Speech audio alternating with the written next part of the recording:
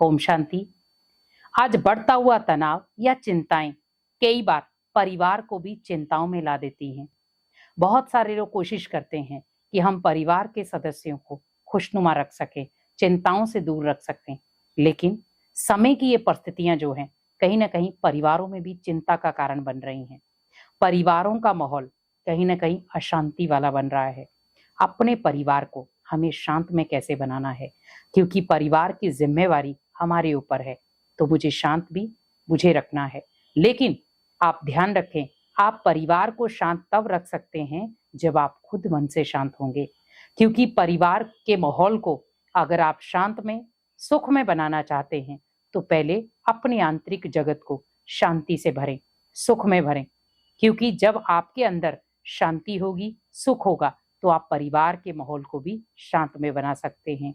क्योंकि आगे आगे ऐसी परिस्थितियां आएंगी जहां पर परिवार का माहौल तनाव वाला बन जाएगा, टेंशन वाला बन जाएगा। क्या उस समय मैं परिवार का सुरक्षा कवच बन सकता हूं? अगर हाँ, तो कैसे? क्योंकि परिवार को अगर आपको सुरक्षित करना है, परिवार के माहौल को सुख समृद्धि वाला बनाना है, परिवार के माहौल को खुशनुमा बनाना है और परिवार के माहौल को चिंताओं से मुक्त रखना है, तो आप ये 3 कर्म करें। पहला, अपने परिवार में जब भी आप जाते हैं पॉजिटिव एनर्जी लेकर जाएं। क्योंकि जब व्यक्ति अपने परिवार में बैठता है लेकिन कोई नकारात्मक बात नहीं करता, ओनली पॉजिटिव बातें करता है, तो ऑटोमेटिकली वहाँ का जो वातावरण है वो पॉजिटिव बन जाता है। क्योंकि परिवार के माहौल का सीधा सीधा असर हमारे घर पर पड़ता है। आप देखें, क्या हम भोजन करते हुए बहुत सारे लोग बैठे हैं, परिवार के सारे सदस्य बैठे हैं, लेकिन हम कई बार बहुत सारी नेगेटिव बातें करते हैं भोजन करते हुए, तो आप सोचें आपके घर का माहौल कैसा होगा। तो भोजन करते समय बिल्कुल भी नकारात्मक बातें ना हो, क्योंकि अगर वो नकारात्मक बातें होंगी तो यहाँ पर भी नकारात्मक चीजें आ जाएंगी, नकारात्मक संकल्प आ जाएंगे। कहते हैं ना, जैसा अन्न वैसा मन। अगर आप अन्न खाते समय भी नकारात्मक बातें कर रहे हैं तो मन भी आपका नकारात्मक दिशा पकड़ लेगा। तो मुझे अन्न स्वीकार करना है सात्विक, अन्न स्वीकार करना है शांति के साथ, अन्न स्वीकार करना है परमात्मा की याद के साथ। तो आपके घर का माहौल भी एकदम शांत और सुखमय बन जाएगा। दूसरा, भोजन बनाते समय या खाते समय परमात्मा की याद। क्योंकि बहुत सारे ऐसे लोग हैं भोजन बनाते हैं टीवी, मोबाइल या व्यर्थ बातें करते हुए। कोशिश करें, अगर हमारा अन्न शुद्ध होगा, मन खुद ब खुद शुद्ध होगा। अगर हमारा अन्न शुद्ध होगा, घर का माहौल खुद ब खुद शुद्ध हो जाएगा। क्योंकि सबसे पहली प्रक्रिया होती है भोजन। क्योंकि भोजन जो है वो हमारे अन्न की शुद्धि करता है, मन की शुद्धि करता है। तो आप सोचो, अगर मुझे अपने घर को एक सकारात्मक ऊर्जा से भरना है, खुशनुमा बनाना है, तो भोजन भी मुझे खुशी से बनाना है, भोजन भी मुझे परमात्मा की याद में बनाना है, ताकि उस भोजन में बल हो, ताकत हो। और जब वो भोजन में ताकत आ जाएगी तो ऑटोमेटिकली आपके अंदर वो शक्तियां भरेगा, वो स्ट्रांगनेस आएगी।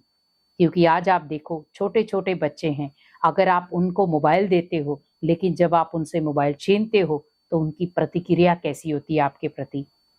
बहुत चिड़चिड़े हो जाते हैं, नकारात्मक बोल बोलते हैं। तो आप ध्यान रखें, क्योंकि आज जो समय चल रहा है उसके अकॉर्डिंग आपका भोजन बहुत शुद्ध होना चाहिए। क्योंकि शुद्ध भोजन ही आपको पावर दे सकता है। और जब वो भोजन भगवान की याद में बनाया हो तो वो बन जाएगा प्रभु प्रसाद। भोजन बनाते एक तो परमात्मा की याद हो, दूसरा खुशी से वो भोजन बनाया जाए, दुख चिंताओं में नहीं। क्योंकि अगर आप दुख चिंताओं से भोजन बनाएंगे तो भोजन खाने वाला भी चिंताओं में और दुखी ही रहेगा। तो भोजन बनाते समय परमात्मा की याद हो और साथ में बड़े प्यार से आप खुशी से उस भोजन को बनाओ और बड़े प्यार से परमात्मा को भोग लगाओ। तीसरा कर्म, खुशियां बांटो। बहुत सारे लोग ऐसे हैं जो चिंताओं में हैं, टेंशन में है, क्या होगा हमारा, कैसे होगा हमारा। बहुत सारे लोग हैं कि हमारा क्या हाल होगा, हम कैसे जीवन जिएंगे, हमारा क्या बनेगा। आप हमेशा याद रखें, जितना आप अनेक आत्माओं को खुशियां देते जाएंगे, खुशियां बढ़ती जाएंगी। क्योंकि कहते खुशी जैसी खुराक नहीं, गम जैसा कोई रोग नहीं। क्योंकि जितना आप अनेक आत्माओं को खुशियां बांटते जाएंगे उतना आपके जीवन में खुशियां बढ़ती जाएंगी। क्योंकि अगर आप परिवार के माहौल को सकारात्मक दिशा देना चाहते हैं, तो आप अनेक आत्माओं को दुआएं बांटो, खुशियां बांटो, प्रेम बांटो, सुख बांटो, क्योंकि ये रिटर्न में जब आपके पास आएगा तो ये आपके परिवार के माहौल को एक सकारात्मक ऊर्जा से भर देगा। और जब परिवार का माहौल सकारात्मक ऊर्जा से भर जाएगा तो आपका बुद्धि का कनेक्शन भगवान से इजीली जुड़ जाएगा।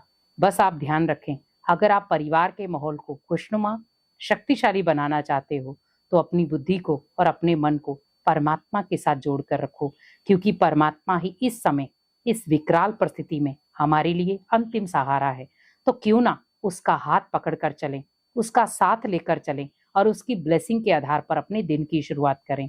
तो आपके परिवार का माहौल भी खुशनुमा होगा, सकारात्मक होगा, क्योंकि बढ़ते हुए तनाव के माहौल में अपने परिवार का सुरक्षा कवच अगर आपको बनना है तो आप परमात्मा की छत्र छाया लें, परमात्मा की ब्लेसिंग लें, परमात्मा की शक्तियां लें, जिससे आपका परिवार का माहौल बहुत पावरफुल बन जाएगा। ओम शांति।